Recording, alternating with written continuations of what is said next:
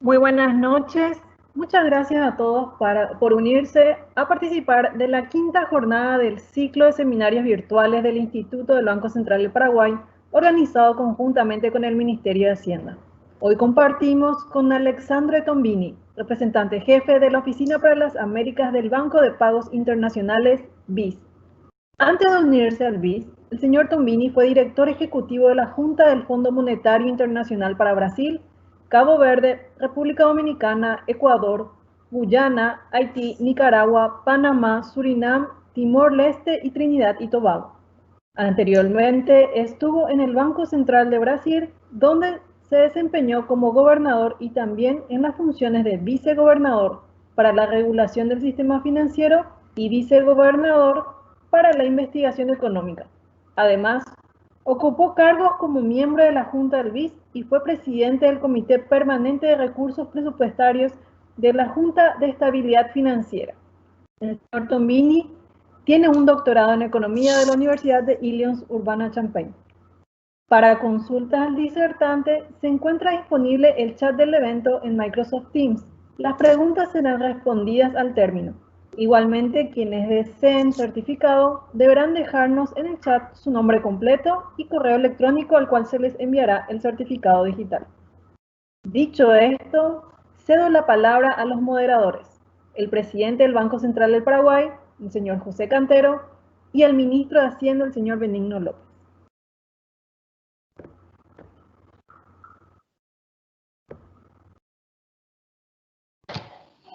Presidente, tiene desactivado el micrófono. Ahí está. Muy buenas noches y bienvenidos al ciclo de seminarios virtuales COVID-19 de la crisis a la transformación económica. Hoy tenemos el gran gusto de contar con un amigo, un gran amigo de Paraguay, el doctor Alexandre Tombini, quien fue presidente del Banco Central de Brasil. Es decir, tiene un conocimiento de América Latina no solamente desde la investigación, sino también desde el campo de batalla, desde la práctica y también desde una mirada muy amplia, muy desde arriba, porque también estuvo mucho tiempo como representante en el Fondo Monetario Internacional y hoy ejerce un cargo de alta relevancia para América Latina en el BIS. Alexandre Tombini le agradecemos mucho su presencia, valoramos el tiempo que nos está dedicando y hoy nos va a compartir muchas ideas que para Paraguay, para nosotros, va a ser de mucha valía porque nos va a iluminar en este camino para poder resistir este gran choque que estamos enfrentando y también una mirada hacia adelante para proyectarnos en los siguientes años que también va a tener su particularidad. Antes de cederle el micrófono a Alexander, tendremos unas palabras iniciales del ministro de Hacienda, el doctor Benigno López. Gracias, presidente. Solo para sumarme a tu palabra de bienvenida para Alexander y de agradecimiento por darnos este tiempo para compartir sus conocimientos, que son muchos. Como leímos y escuchamos, su currículum es bastante extenso y profundo y él comparte un alma mater que a nosotros nos ha dado por lo menos 4 presidentes de Banco Central y algunos directores también. Entonces es muy conocido por nosotros, es muy conocedor también de nuestra realidad y seguramente vamos a aprender hoy con él bastante de cómo enfrentar este desafío enorme sin precedentes en lo que a nuestra generación le toca, ¿verdad? Bienvenido, Alexander, y te paso la palabra. Muchas gracias, buenas noches a todos. Muchas gracias, ministro López y presidente Cantero, por estas palabras muy generosas. Déjame ver si consigo aquí hacer compartir la presentación. Voy a mostrar unos slides en cuanto hablamos. Muy bien, me gustaría en este seminario virtual, que es un privilegio estar con ustedes esta noche, aprovechar la oportunidad para hablar acerca de la respuesta de política a la crisis actual del coronavirus y de los retos que los bancos centrales y otros participantes y policy makers enfrentan en el futuro cercano. Mi presentación se basa en el informe económico anual del BIS, que se publicó a finales del mes de junio, y los invito a todos a leer. Al final de la presentación van a ver una lista de bibliografía que fue la base para esta presentación. Yo creo que vale la pena echar una mirada en algunos de aquellos artículos. Lo que enfrentamos hoy es único, un shock inusual que requirió una respuesta de política muy rápida y poderosa. Hasta ahora las acciones de los bancos centrales y de las autoridades fiscales no han decepcionado. Han sido fundamentales para estabilizar los mercados financieros y previniendo que el shock en el sector real fuera mucho peor. Pero los retos permanecen, tanto en el corto como en el largo plazo. En el corto plazo, varios países todavía tienen el problema de asegurar que el crédito llegue a aquellos que más lo necesitan, especialmente empresas pequeñas y medianas y los trabajadores informales. En el largo plazo, si los problemas de liquidez se convierten en problemas de solvencia o la recuperación económica es más lenta, las políticas fiscales y las reformas estructurales serán aún más importantes, incluso más importantes que la política monetaria. Hay límites en lo que la política monetaria puede hacer, ni ella ni también la política fiscal pueden garantizar un crecimiento económico sostenido. Para ello se requieren reformas estructurales. Este, en resumen, es el mensaje principal de mi intervención hoy. Mi presentación está dividida en cuatro partes. La primera, discutiré la naturaleza de la crisis, la naturaleza del shock. Después, la respuesta de política económica, tanto monetaria, financiera y fiscal, y la recuperación financiera y el panorama económico más reciente. Y termino la presentación con los desafíos futuros desde nuestra perspectiva. Lo que estamos enfrentando ahora es una crisis única, una crisis que no resulta de desequilibrios financieros, pero sí resulta de políticas que se han puesto en marcha para enfrentar una emergencia de salud y para salvar vidas a través de medidas de contención del virus. Esto significa que, en comparación con la gran crisis financiera de 2008, esta es una crisis verdaderamente exógena, que no es el desenlace de desequilibrios que se acumularon en el tiempo, como las anteriores. La escala, la velocidad y la simultaneidad entre los países de la contracción económica tampoco tiene precedentes en la historia reciente. Es una crisis realmente incierta en el sentido de que la amplia gama de posibilidades depende de factores no económicos que son más impredecibles, como es el caso de la evolución de la pandemia. Y es una crisis realmente global. En el BIS nosotros solemos definir la crisis de 2008 como una crisis internacional que afectó a varios países, pero no todos en un primer momento. Esta es una crisis que afecta a todos los países casi que simultáneamente. En América Latina y otras economías emergentes, la crisis tiene también un carácter único en otro sentido. No fue apenas una parada, pero tres paradas que tuvimos que experimentar recientemente. Una en la actividad económica interna, como otras economías, las economías avanzadas, pero también en los flujos de capital y para muchos países en las exportaciones de productos básicos y los flujos de remesas.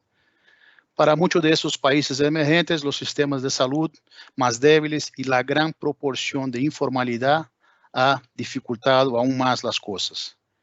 De hecho, no tiene precedentes una crisis que golpea a todas las economías emergentes simultáneamente.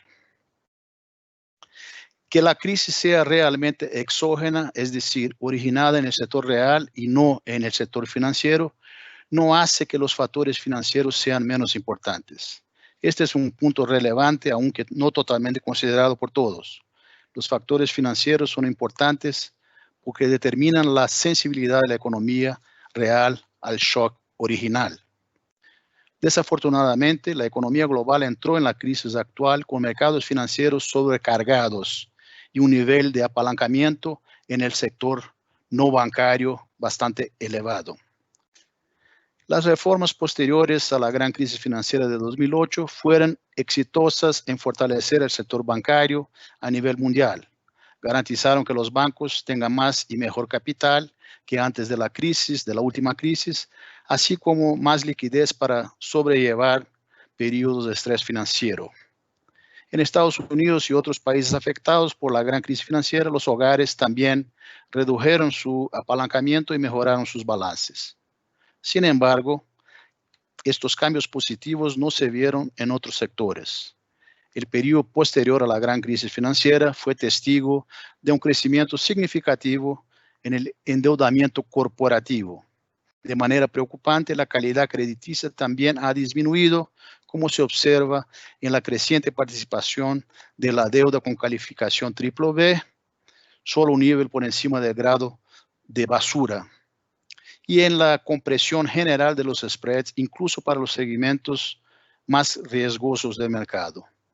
La deuda de los hogares en muchas economías, en las economías emergentes, era alta en países que fueron tal vez menos afectados por la última crisis.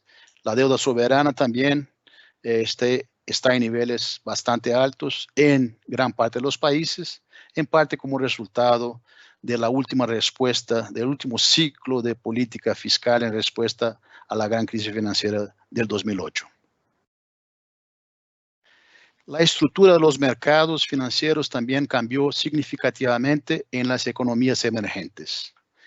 En los años posteriores a la gran crisis financiera, se ha visto un cambio del financiamiento bancario hacia el financiamiento no bancario. Importantes ingresos de capital también ocurrieron en estas economías, una creciente importante de los mercados de deuda en moneda local y una mayor participación de los inversionistas extranjeros en estos mercados. Hubo un aumento significativo en los préstamos externos en dólares, tanto en operaciones dentro de balance como en operaciones fuera de este, particularmente a través de swaps de moneda extranjera. Latinoamérica no es excepción a estas tendencias globales. La gráfica que ven ustedes ilustra este punto. Los países entraron a la crisis con niveles de deuda corporativa y soberana más altos que los niveles que estaban antes de la crisis financiera de 2008.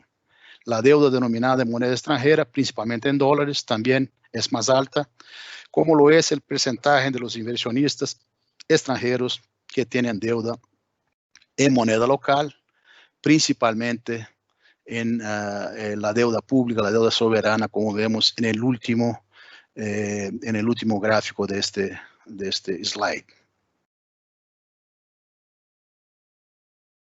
Este aumento en las vulnerabilidades se ve compensado en gran parte por el hecho de que varios países en la región tienen un marco de política monetaria muy fuerte.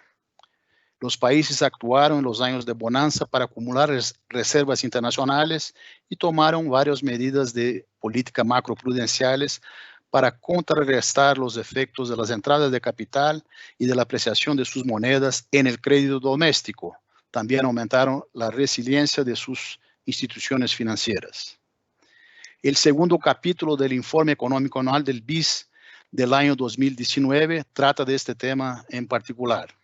Muestra que los países con metas de inflación y que complementaron su política de tasa de interés con intervenciones cambiarias y políticas macroprudenciales tuvieron mejores trade-offs entre inflación y producto, así como mayor resiliencia a los choques financieros. Otro aspecto positivo es la fuerte posición financiera del sistema bancario en la región. Los bancos en la región ya eran bastante fuertes antes de la gran crisis financiera, dado que los policymakers aprendieron la lección de las numerosas crisis que las economías latinoamericanas sufrieron antes del fin del milenio pasado. Hasta ahora, los bancos han podido seguir prestando, absorbiendo el shock en lugar de amplificarlo. El hecho de que los bancos sean parte de la solución y no parte del problema es otra característica que hace esta crisis una crisis única. Por supuesto, aún el banco más solvente tendría problemas si la crisis se prolonga por mucho tiempo. Las vulnerabilidades financieras fueron importantes en la fase inicial de la crisis, amplificando y acelerando la reacción de los mercados financieros. Dada su naturaleza forward-looking, los mercados financieros mundiales reaccionaron más rápido que la economía real. Cuando supimos que el virus se estaba extendiendo desde China a Europa a fines de febrero, los mercados financieros experimentaron un vuelco hacia activos seguros. Luego, en marzo, cuando las noticias sobre la propagación del virus empeoraron, la preferencia por activos seguros se convirtió en una lucha por efectivo, el famoso dash for cash, en el que los inversionistas intentaban vender de todo, incluso los activos más seguros, como fue el caso del oro y de los bonos del Tesoro de Estados Unidos. En este punto, los mercados amenazaron con congelarse por completo. La amenaza de un colapso financiero llevó a los responsables por la política económica a la acción.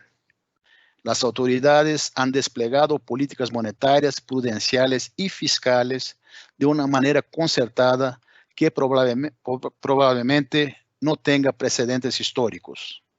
Permítame comenzar por la respuesta de las autoridades monetarias y financieras y luego hablaré un poco sobre la respuesta fiscal.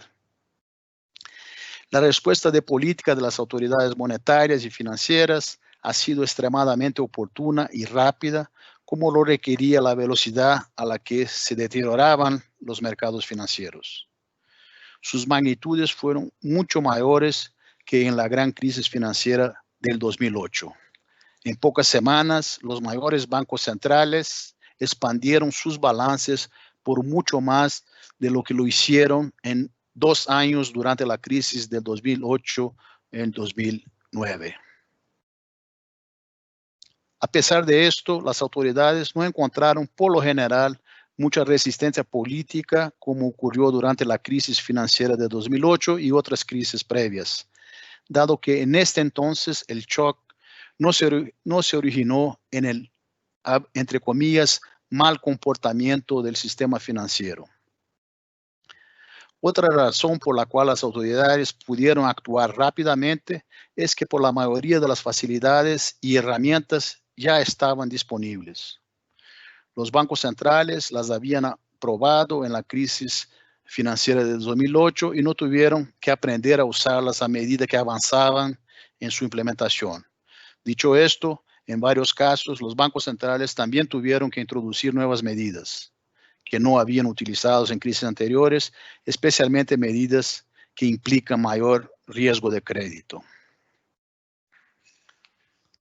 Las medidas tomadas por los bancos centrales pueden organizarse en 4 categorías: las tasas de interés de política, la provisión de liquidez a los bancos y los mercados, la intervención en los mercados de divisas y, por último, pero no menos importante, la regulación y supervisión financiera. La primera medida fue cortar las tasas de interés de política rápidamente. Debido a los cierres de la economía, la demanda es bastante insensible a las tasas de interés. Sin embargo, estos recortes ayudan a liberar algo de flujo de efectivo para los prestatarios con deuda a tasa variable y para los prestatarios que refinancian su deuda. Junto con la señal de que las tasas se mantendrían bajas durante el tiempo suficiente, los recortes de tasa también ayudarán a reforzar la confianza del mercado. En nuestra región, los marcos de política mucho más sólidos de los bancos centrales les permitieron reducir, en lugar de aumentar, las tasas de política en respuesta a la caída del producto, ya que las expectativas y la propia inflación se mantuvieron estables y bien ancladas. En la región, Chile, Perú, Paraguay y otros redujeron las tasas a niveles históricamente bajos. Otros países han sido más lentos para reducir la tasa de política por temor a inducir más salidas de capital y depreciación de sus monedas. El segundo grupo de medidas se enfocó en la provisión de liquidez. En su función tradicional de prestamista de última instancia, los bancos centrales otorgaron liquidez a los bancos usando generalmente las facilidades existentes. Sin embargo, en términos generales, expandieron el conjunto de colaterales elegibles para sus operaciones de repo, la madurez de sus operaciones, así como el grupo de contrapartes permitidos a esos bancos centrales. Sin embargo, un desarrollo clave durante esta crisis es que las compras directas han adquirido mayor importancia en relación con las operaciones de préstamo estándar.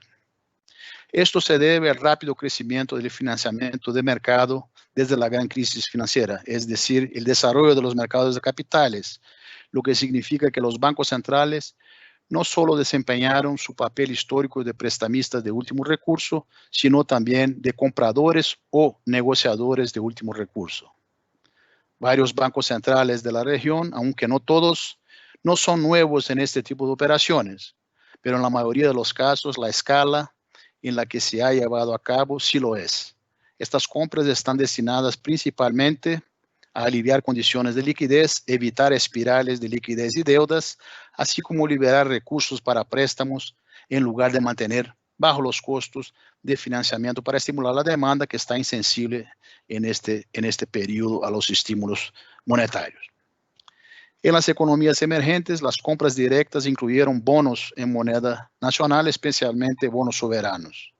Ahí incluida en América Latina, el endeudamiento en moneda nacional ha aumentado en las últimas 2 décadas, pero esto no ha eliminado por completo las restricciones externas típicamente asociadas con los préstamos en moneda extranjera. De hecho, ha trasladado en gran medida los desajustes monetarios de los deudores a los acreedores, generalmente inversionistas extranjeros.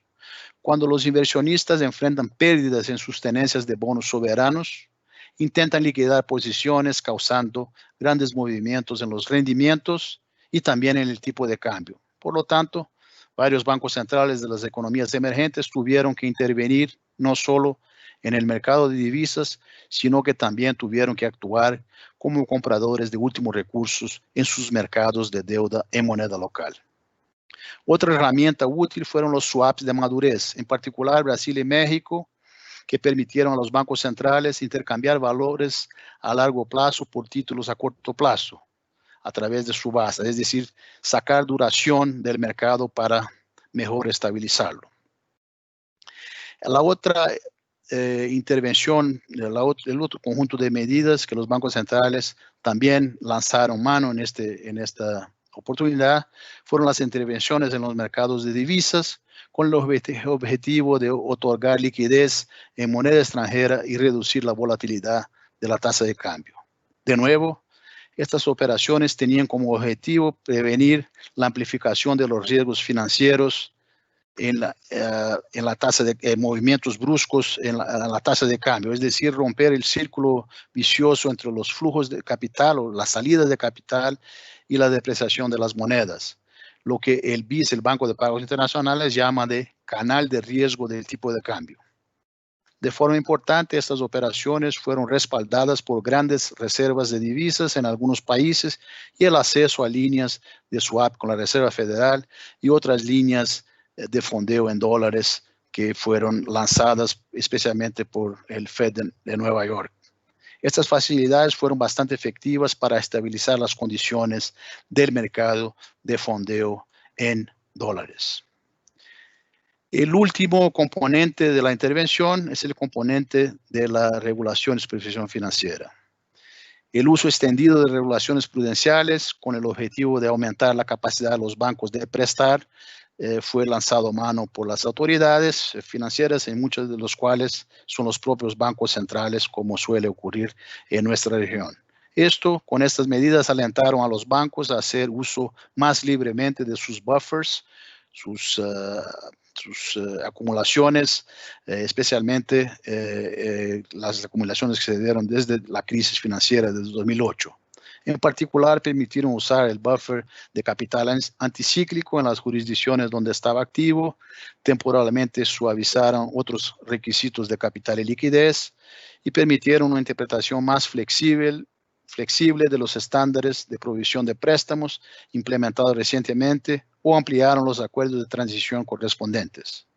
Muchos también introdujeron restricciones a las distribuciones, en particular de dividendos, para reforzar aún más la capacidad crediticia de los bancos.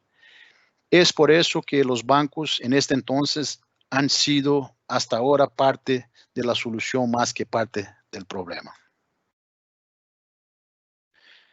Las características de este choque, en particular su velocidad y la naturaleza real del shock, fueron tales que los bancos centrales tuvieron que encontrar la forma de alcanzar las firmas no financieras de manera más rápida y directa.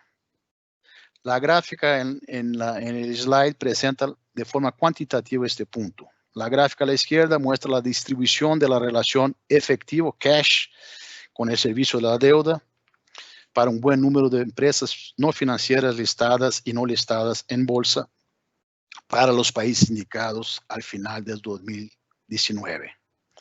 El mensaje aquí es que en todas las economías analizadas, al menos el 25% de las empresas no tenía suficiente efectivo para cubrir sus obligaciones con vencimientos en el 2020.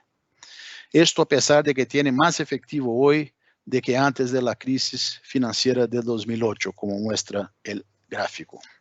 En las Américas, las empresas en Argentina, Brasil y México, por ejemplo, tienden a tener ratios de liquidez relativamente bajos.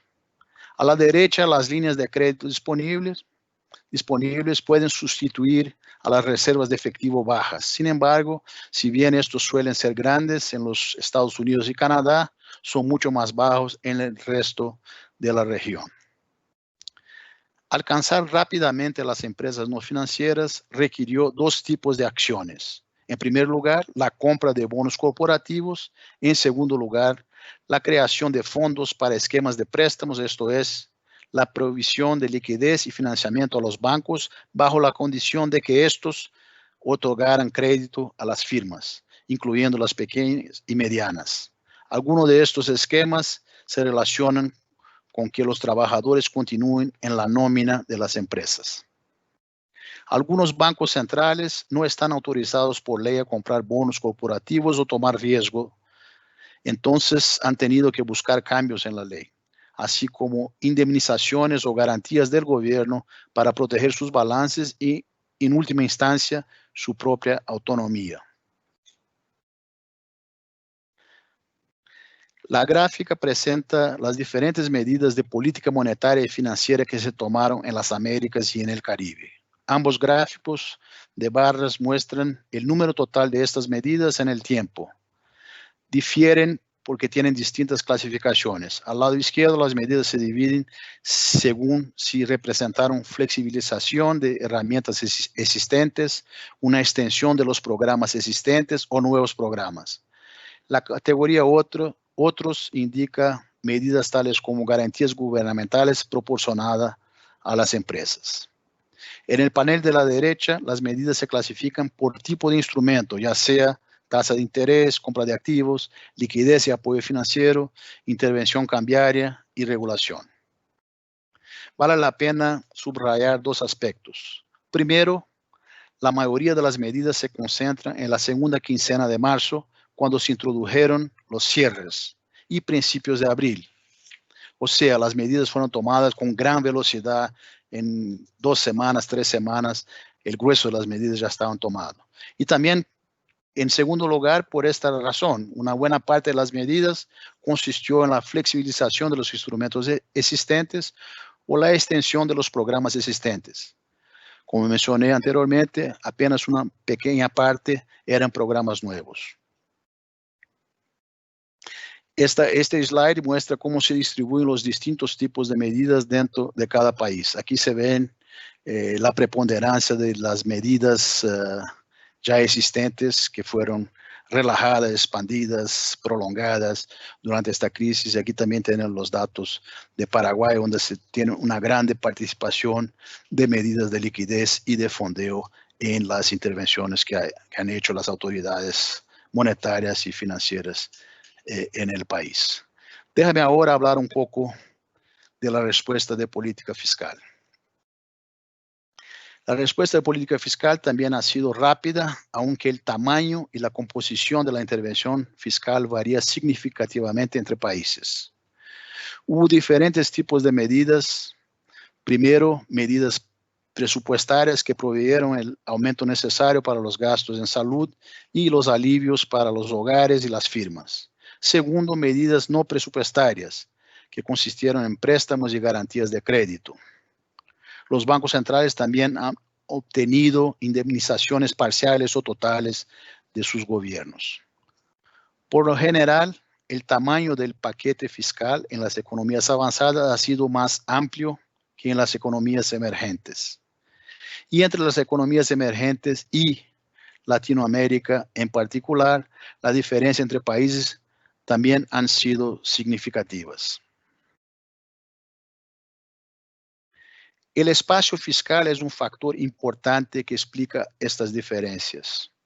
El primer y el segundo panel de este slide muestran que el tamaño del paquete fiscal total está relacionado negativamente, es inversamente relacionado con los cambios en los diferenciales del CDS, la percepción de riesgo, y las calificaciones de deuda soberana.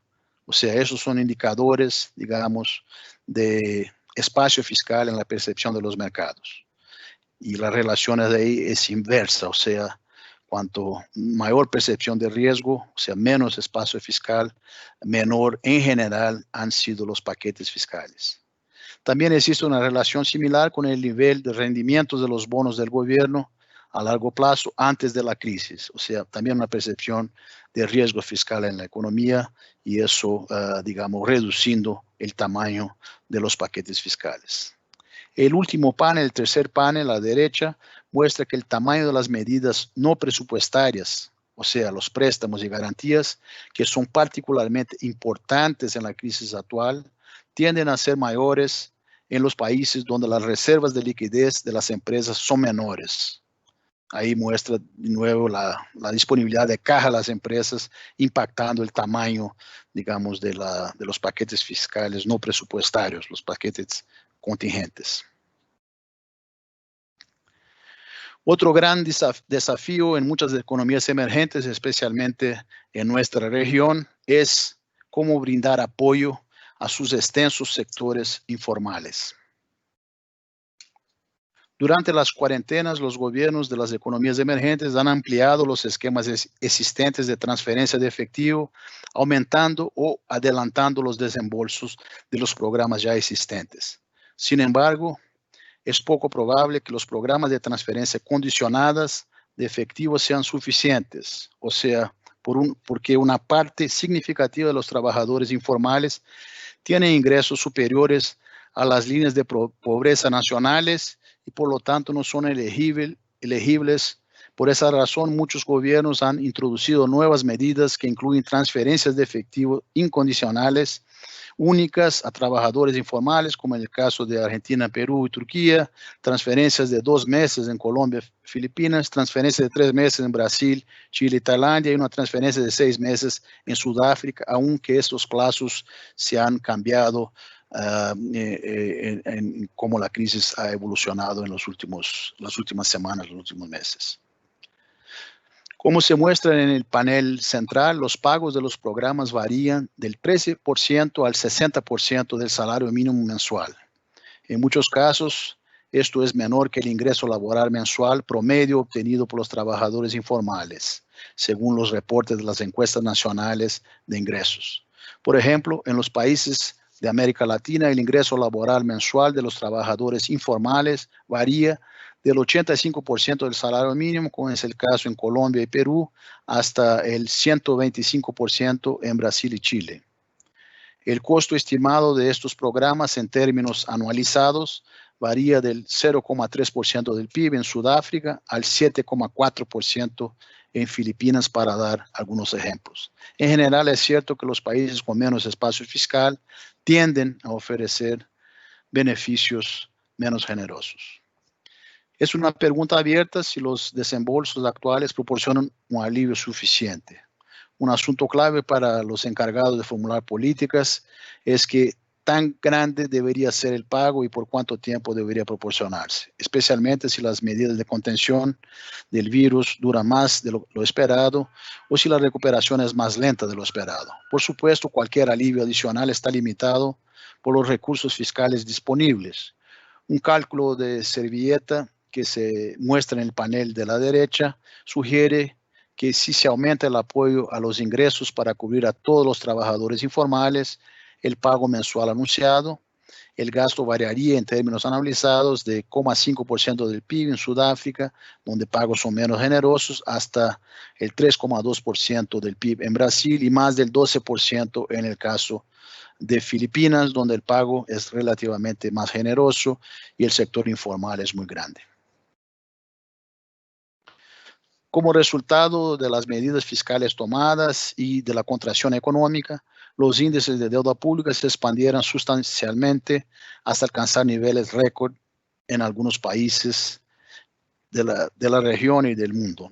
La crisis dejará un legado de alta deuda sin precedentes en algunos países, lo que dificultará la recuperación y podría significativamente reducir la respuesta a futuras crisis y shocks.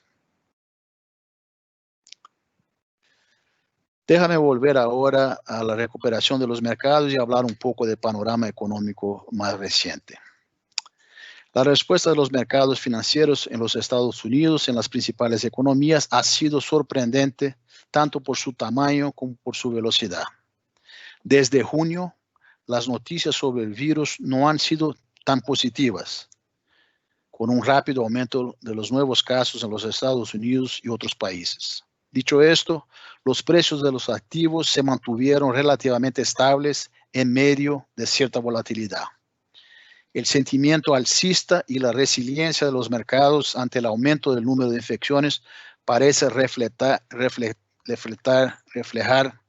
tres factores según los participantes de mercado. Un primero sería que en el rebrote de los casos que estamos viendo, las medidas de contención serían más selectivas.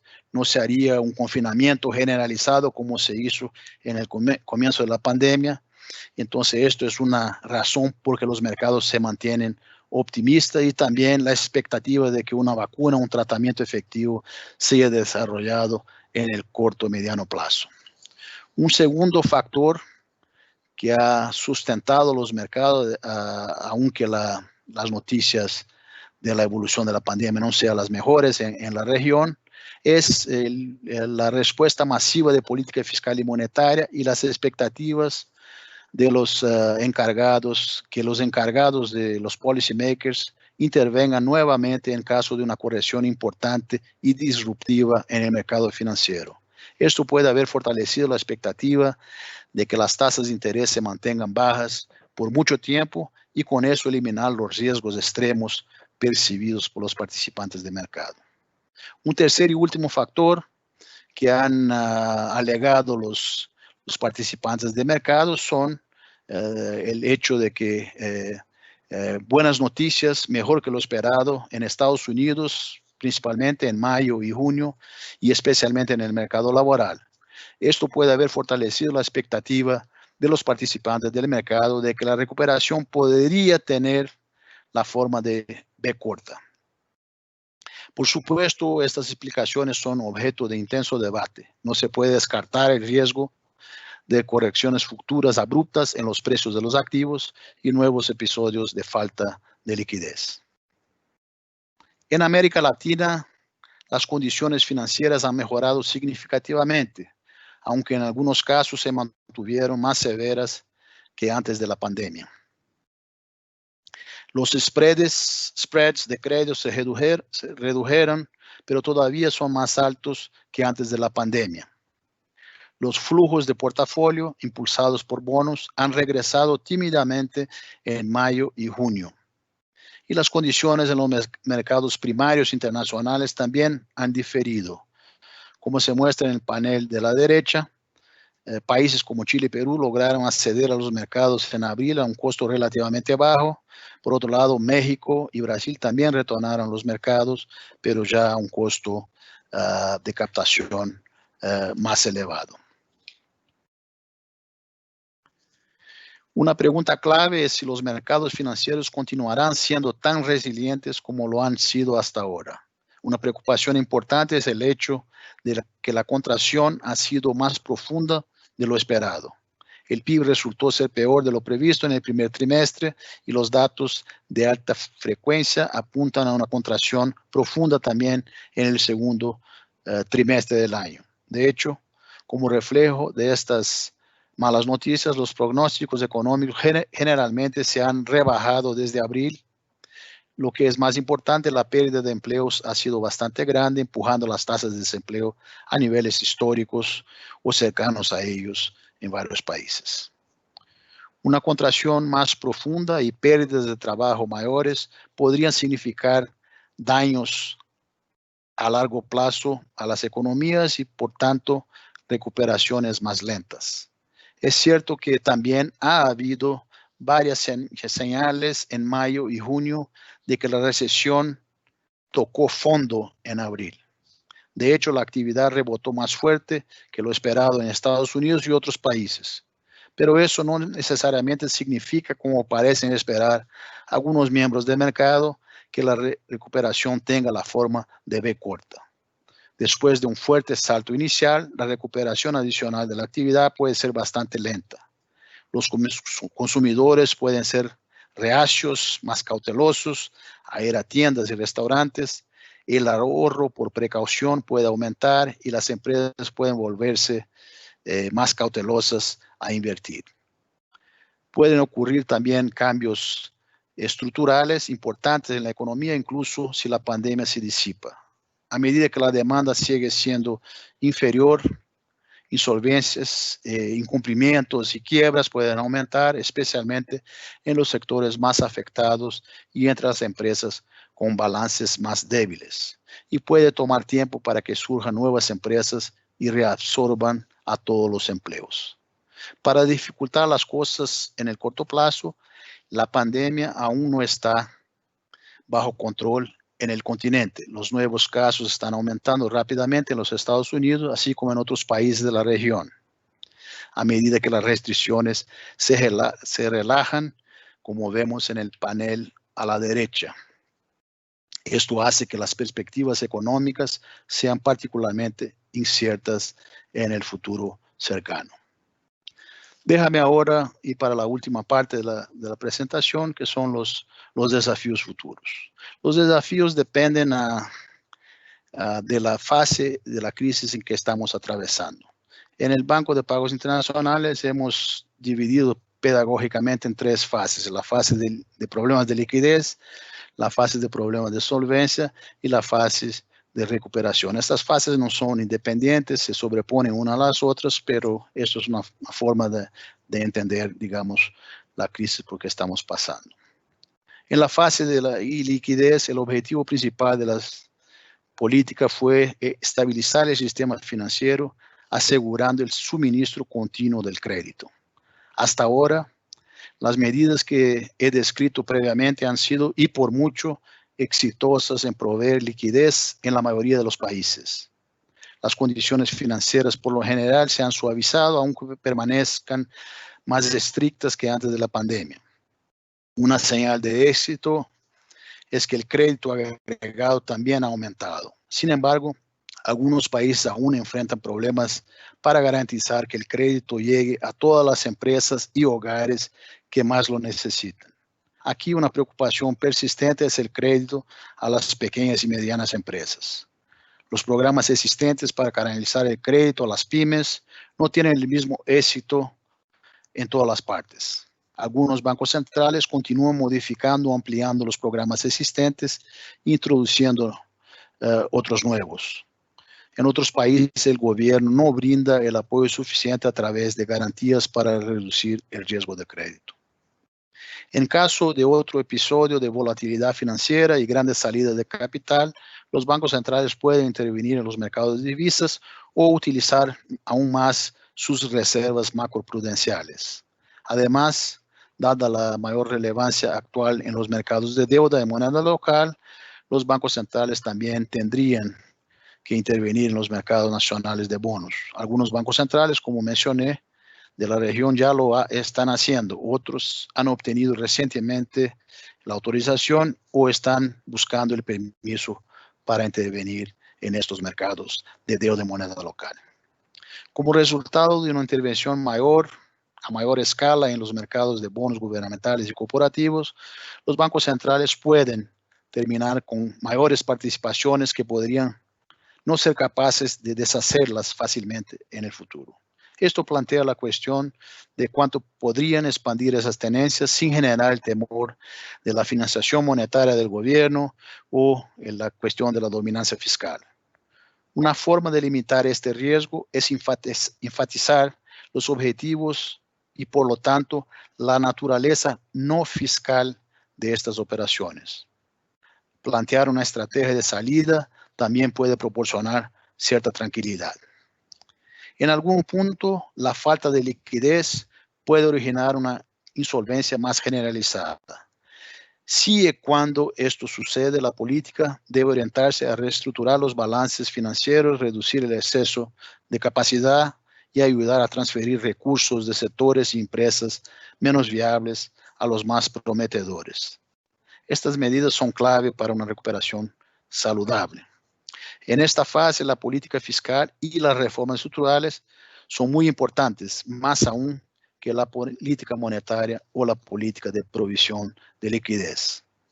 Abordar la insolvencia eventual de los sectores requiere la transferencia de recursos reales y es una decisión de asignación de recursos. Además, la efectividad de la reestructuración dependerá en gran medida de cuán adecuadas están las normas de insolvencia de un país. Estas últimas podrían tener que adaptarse rápidamente a una nueva situación creada eventualmente por la crisis actual. Las decisiones de asignación son políticas y, por lo tanto, más del ámbito de la política fiscal. Se necesitan las reformas estructurales no solo para hacer frente a la eventual reestructuración de deudas, sino más en general para generar crecimiento económico de forma sostenible. Esto es más importante que nunca, especialmente a medida que las economías pasan a la fase de recuperación. Una característica clave de la crisis actual es que el estímulo macroeconómico estándar tiene un impacto relativamente pequeño en los momentos de iliquidez e insolvencia debido a las medidas de contención del COVID-19 y del shock de oferta. Pero una vez que comienza la fase de recuperación, el estímulo monetario y las medidas macroprudenciales podrían dar soporte al crecimiento, pero no de manera permanente. Únicamente las reformas estructurales pueden elevar permanentemente el crecimiento. Las reformas estructurales son esenciales para aumentar el espacio fiscal. Existen reformas que, si bien no afectan el saldo fiscal a corto plazo, implicarían menores déficits a largo plazo. Los ejemplos incluyen reformas al sistema de pensiones, límites al gasto, medidas para ampliar la base impositiva, medidas para aumentar la eficiencia del gasto público y, por supuesto, toda y cualquier reforma que mejore la productividad de la economía en general.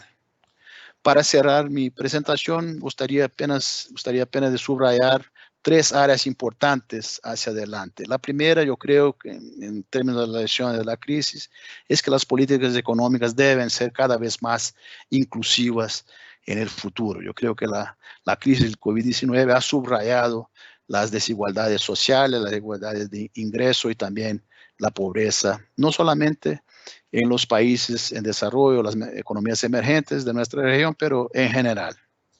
El segundo punto de grande tendencia al futuro parece que las políticas de la economía verde, o sea, la gobernanza verde, las políticas de protección al ambiente son cada vez más importantes, cada vez más el lado oficial y también los inversionistas han tomado en cuenta políticas que preservan el medio ambiente y cada vez más sentiremos un impacto de esas políticas de gobernanza en la área ambiental, en la área de protección del medio ambiente, tendrán repercusiones sobre los costos de financiación de empresas y de gobiernos y economías en general.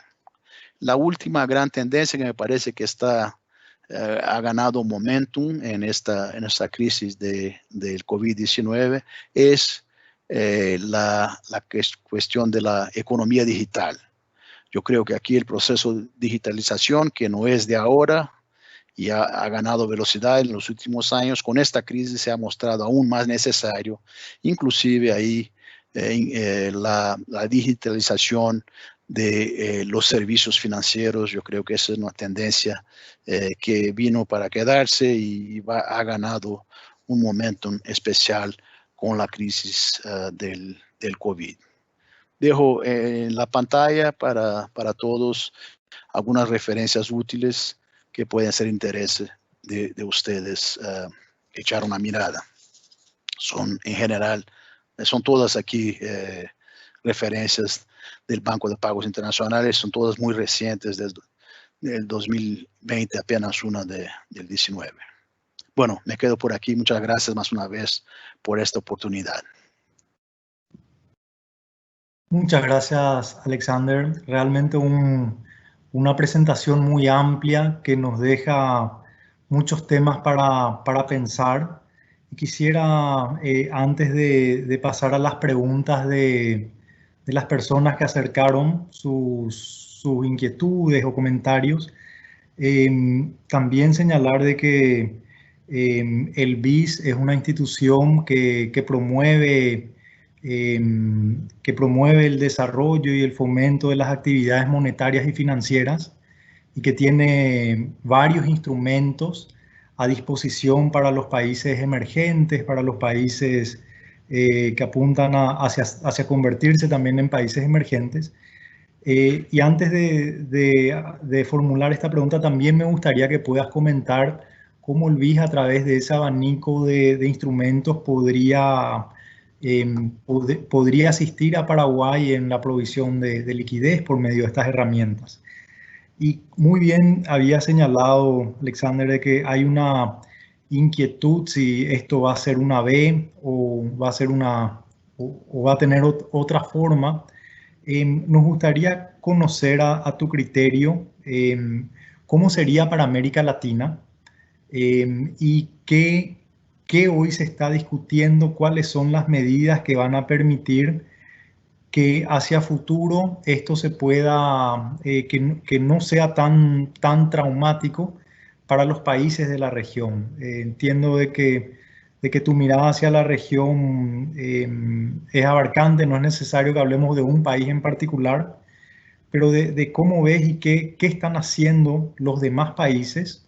Mencionaste todas estas reformas estructurales que desde nuestra óptica creemos que están insertos en nuestro plan de reactivación, pero nos gustaría también comprender qué están haciendo los otros países para tener un entendimiento de la región. Muchas gracias.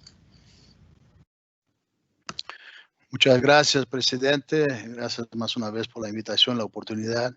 Yo creo que aquí el BIS no está en el centro de la arquitectura financiera o de la Global Safety Net, como suele definirse, pero el BIS sí es una institución importante, como usted ha subrayado. Como usted sabe, tenemos un balance muy fuerte, muy líquido, muy sólido, bien capitalizado. Es un riesgo de crédito AAA+. Entonces, el primer servicio que ofrecemos a los bancos centrales, especialmente en periodos más movidos como este periodo que enfrentamos recientemente, son las oportunidades de inversión en el BIS, ¿no? En el BIS, y eso se ha revelado en el balance de BIS, que expande mucho en los periodos de crisis, porque tiene la seguridad y tiene, digamos, la calidad de crédito.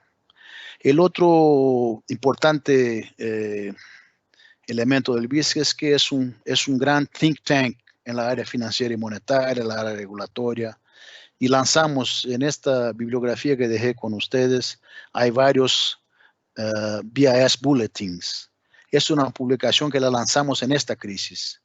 O sea, es una publicación, cada artículo ya tenemos 27 publicaciones desde marzo, fines de marzo, comienzo de abril, donde tienen publicaciones de 6, 7 páginas máximo, donde se baja, digamos, los detalles de las grandes inquietudes que los bancos centrales, las autoridades financieras están enfrentando, o se pone teoría, pero también el sentido de política y sentido práctico. Tenemos también funcionado, como usted sabe, como un convening, como una plataforma de intercambio de informaciones y de políticas, ¿no? Entonces, las reuniones se intensifican en este periodo y yo quiero colocar la oficina del BIS de las Américas, que está ubicada en la Ciudad de México, donde estoy yo, pero es la oficina de todas las Américas. Entonces quiero colocar a disposición el Banco Central de Paraguay, de ustedes, para discusiones, para inquietudes que los equipos tengan, que podemos llevar, porque apalancamos con la institución en general. Y obviamente también tenemos liquidez para fornecer a nuestros clientes, que son los bancos centrales. Paraguay es un fuerte cliente del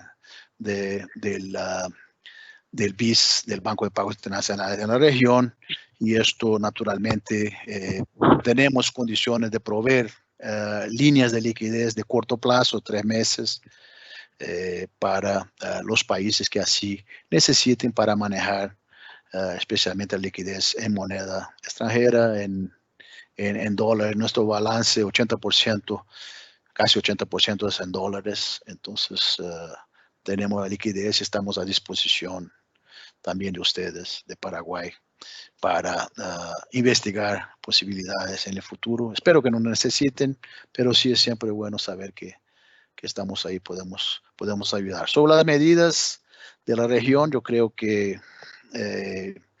esto pasó con todos. La parte fiscal sufrió un estrés por los mayores gastos en salud, pero también para apoyar los sectores más afectados, ¿no? Y eso se refleja en los números en general. Ustedes tienen una situación bastante buena, pero también todos han sufrido un impacto, ¿no? Ahí yo creo que lo importante es que no es no hacer el gasto, tienen que hacer, es inevitable, pero digamos tener una estrategia de salida cuando las cosas mejoren. Yo hablé de reformas estructurales que, digamos, ayudan a ecuacionar, son todas difíciles, muy difíciles, pero que ayudan a ecuacionar la cuestión fiscal a mediano y largo plazo, aunque hoy en día estamos bajo gastos mayores por la necesidad de responder a la crisis. Y también los países, yo sé que ustedes están trabajando duro ahí en las reformas estructurales, especialmente aquellas que van en la dirección de aumentar la competitividad de la economía. Países de la región están haciendo eso. Claro, economías emergentes en general tienen menos espacios para hacer las políticas de respuesta, pero sí tienen que responder en términos de medidas estructurales. Yo creo que ahí lo que comentaba, la cuestión ambiental va a ser muy importante, las inversiones en energías. Bueno, nosotros, yo estoy hablando de Brasil y Paraguay, tenemos una matriz energética bastante limpia, pero invertir en energías renovables, invertir en la parte de saneamiento es muy importante, ¿no? Y también en este caso quería comentarte que el BIS lanzó al final del año pasado un BISIP, un BIS Investment Product de bonos verdes, ¿no? Entonces, también crecientemente los bancos centrales están invirtiendo en bonos verdes, esta otra posibilidad en el futuro para observar. Pero yo creo que la estrategia tiene que ser, digamos, pasar esta crisis, hacer con que la crisis deje las menores cicatrices posibles en la economía, o sea, los menores efectos de mediano a largo plazo, pero ya tocar la agenda estructural simultáneamente y, bueno, hacer, digamos, planes para la consolidación fiscal hacia el futuro en países que necesitan los vecinos ahí necesitan mucho más tener una claridad sobre el retorno a la normalidad, incluso en el lado fiscal.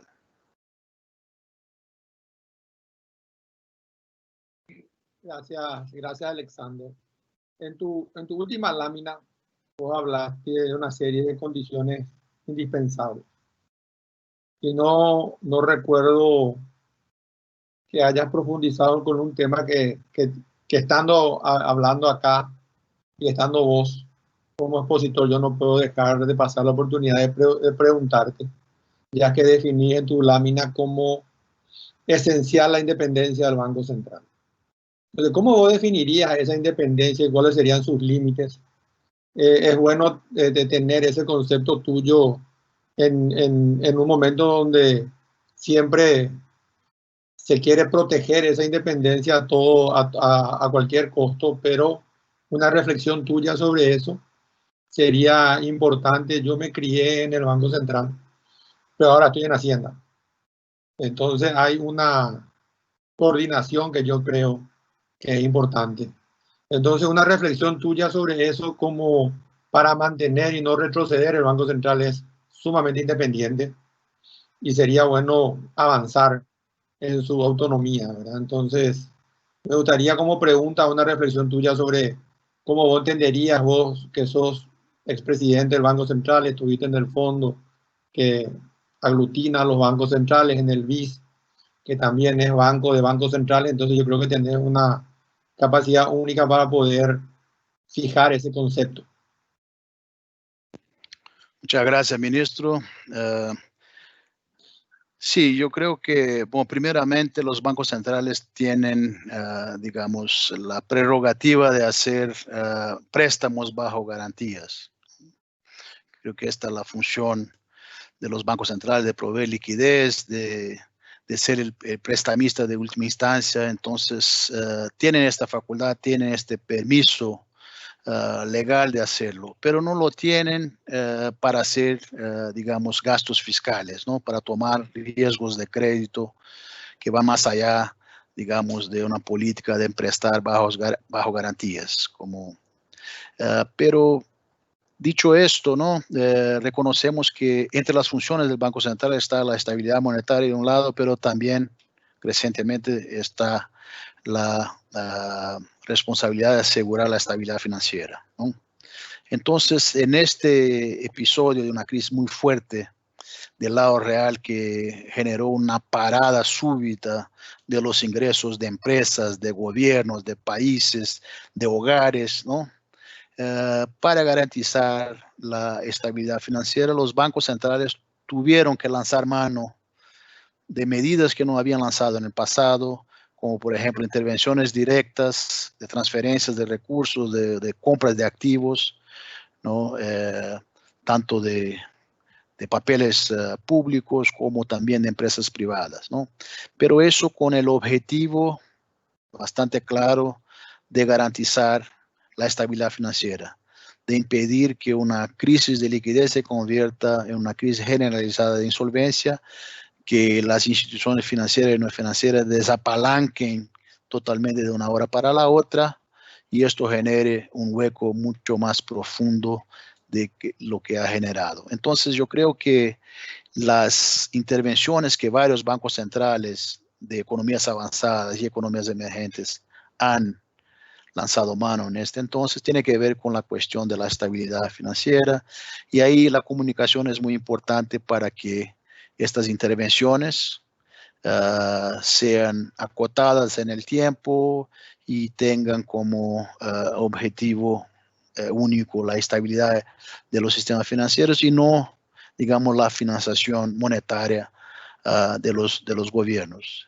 Entonces, esto yo creo que es digamos, la línea roja que fueron atravesadas temporalmente tiene que ser acotada, limitada en el tiempo, tiene que ser bien comunicada para explicar que eso se ha hecho con el objetivo de garantizar la estabilidad financiera en general de la economía, digamos, y ahí también, digamos, lo que comentamos, las intervenciones en el segmento de pymes, las intervenciones a los hogares, esto todo, porque una cosa es estabilizar las condiciones de liquidez, otra cosa es reducir la percepción de riesgo de crédito que hace con que los prestadores, los bancos, las instituciones financieras se queden más conservadoras. Entonces, es importante y ahí el Banco Central tiene un papel muy fuerte de asegurar las condiciones de liquidez, a cruzar algunas líneas rojas para mantener la estabilidad, pero es importante ahí que el gobierno, el lado fiscal, asegure, digamos, la reducción del riesgo de crédito para que los bancos también puedan, digamos, quedar menos conservadores y prestar a los segmentos y el Banco Central, digamos, no adentre a gastos fiscales, a asunción de riesgo de crédito que ponga en riesgo la autonomía tan duramente conquistada y tan importante. Gracias, Alexander. Es muy bueno el punto que comenta el ministro y también para enfatizar la necesidad de garantizar la independencia del Banco Central, especialmente en un escenario tan complejo como el que están viviendo los países, donde toda esta incertidumbre realmente incrementó los riesgos de crédito y todos los bancos centrales, el Banco Central de Paraguay también implementó varias medidas para reducir ese riesgo crediticio, entre ellas, por ejemplo, la provisión de liquidez. Esa provisión de liquidez obviamente no es del todo suficiente para reducir ese riesgo. Es por eso que en Paraguay se activó el FOGAPI, que es el Fondo de Garantía de las MIPYMES, que complementó también otras medidas desde el Banco Central, como todas las medidas prudenciales para las reprogramaciones, para las refinanciaciones, para acompañar este escenario.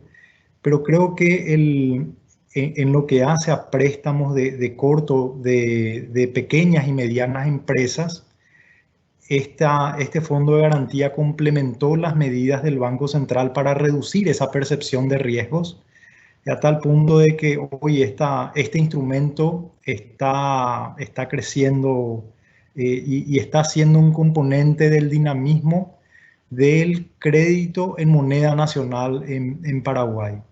Y la pregunta está muy vinculada con esto que mencionabas, de la percepción del riesgo y de la dinámica del crédito.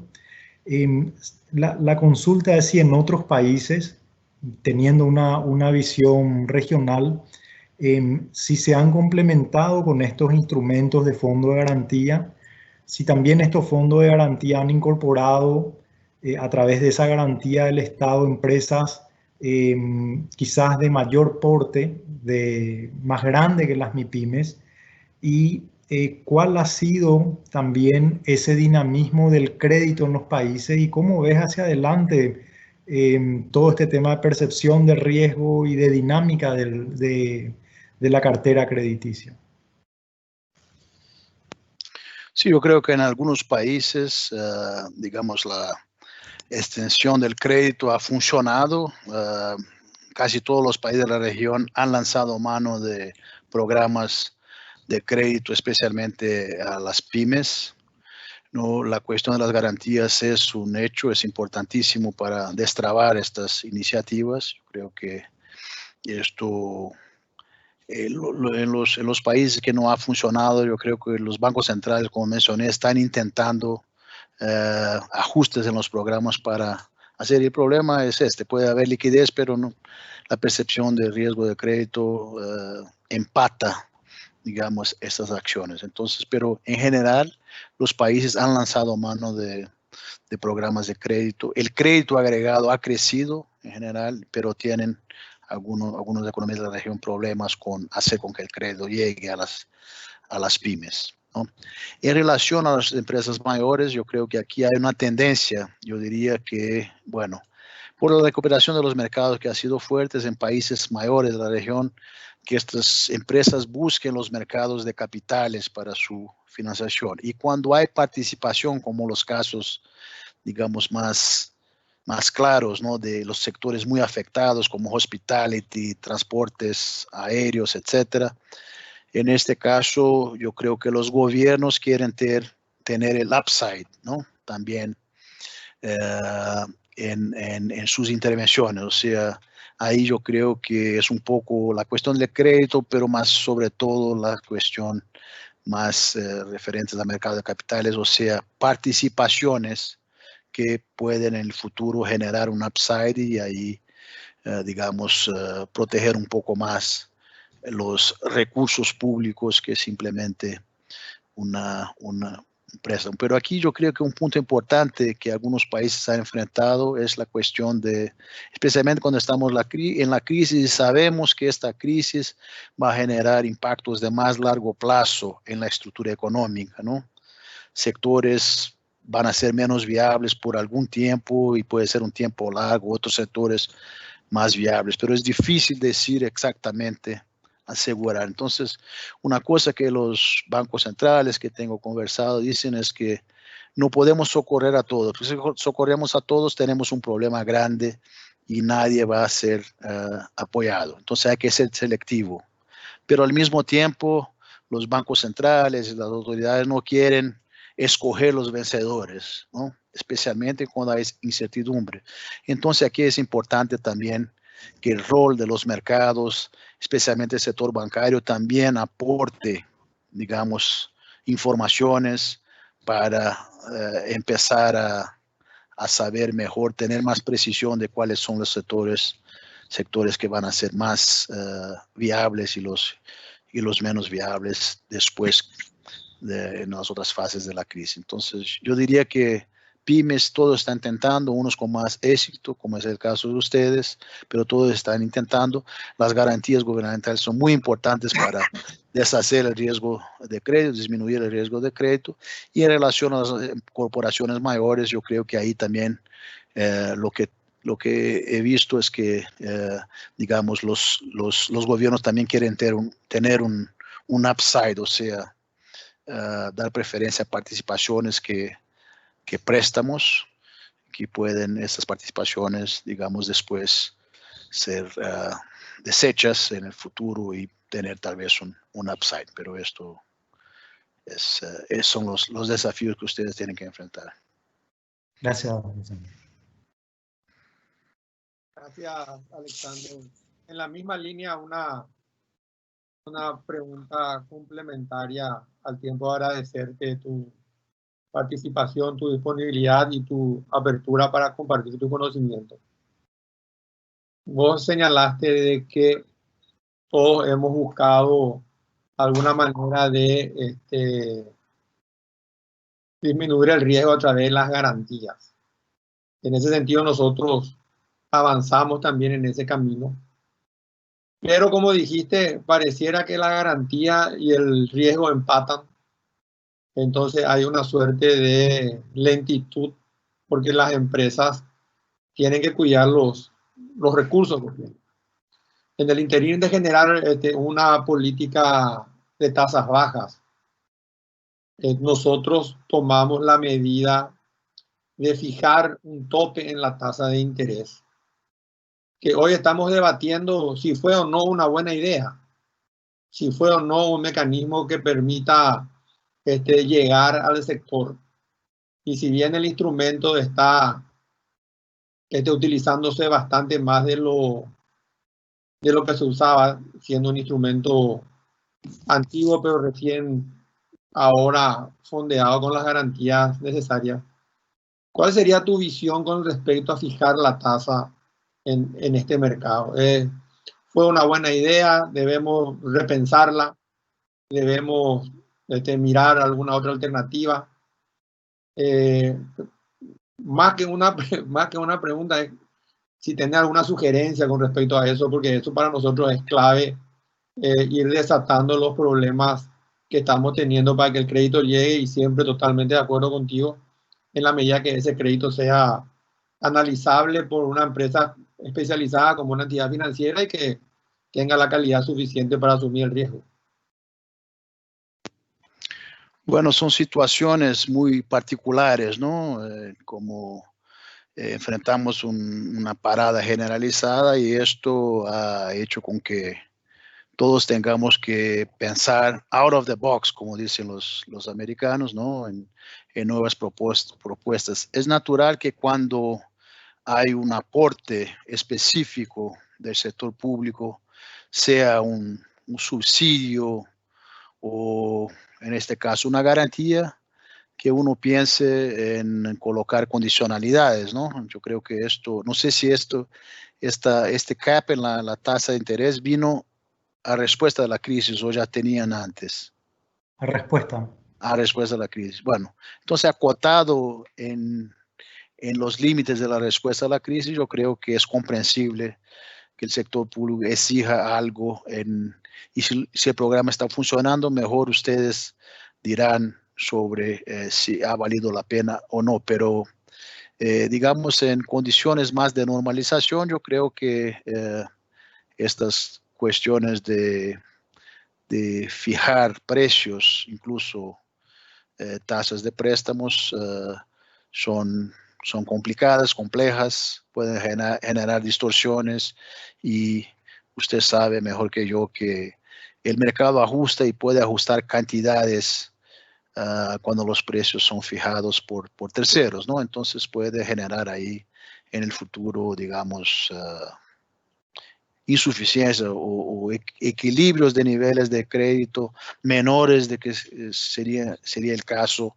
si no hubiera este tipo de intervención para fijar los tipos. Temporalmente, dentro de un programa condicionado por la prestación de garantías por parte del gobierno, imagino que es comprensible y puede haber generado buenos resultados, pero digamos, con la vuelta a condiciones más normales es importante que los precios del mercado continúen funcionando como señales, especialmente porque los recursos públicos son escasos y nosotros del sector público tenemos una capacidad limitada de saber exactamente lo que está pasando en el lado real de la economía y yo creo que el mercado puede ayudar con las señales a definir esas alocaciones de asignaciones de recursos, pero yo creo que temporalmente dentro de la respuesta bien comunicado es entendido, pero en normalidad mejor tener un mercado con más competencia y con más participación, pero no necesariamente con intervenciones gubernamentales de este tipo. No sé si respondí, pero es una visión. Totalmente, me queda muy claro. Gracias, Alexander. De mi parte también, Alexander, te agradecemos mucho. Fue demasiado valiosa tu presentación, también tus opiniones que la recogemos. Tomamos nota, vamos a internalizar también. Y hasta muy pronto. Y muchas gracias por acompañarnos y por todo el conocimiento que nos transmitiste esta noche. Muchas gracias, presidente, ministro. Fue un gran gusto.